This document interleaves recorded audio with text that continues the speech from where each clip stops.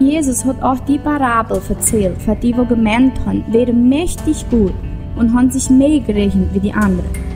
2 Männer sind in den Tempel beten gegangen. Einer war Pharisäer und der andere ein Steuerkassier. Der Pharisäer ist stehen geblieben und hat lean gebetet.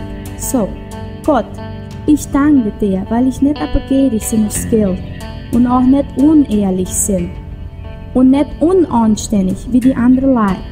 Ich danke dir auch, weil ich nicht so bin wie der Steuerkassier. Ich halte mich nicht 2-mal die Woche und gebe dir ein 10. von alles, was ich kriege. Aber der Steuerkassier ist weit fort stehen geblieben und hat gar nicht sein Gesicht nach dem Himmel gehoben.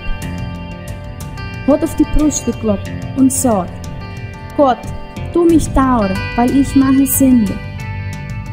Und zum Schluss sagt Jesus: Ich kann's euch sicher sagen, dass der Mann und nicht der andere ist heimgegangen in Ruhe mit Herrgott, weil wer sich selber lobt, wird erniedrigt und wer sich selber erniedrigt, wird gehoben.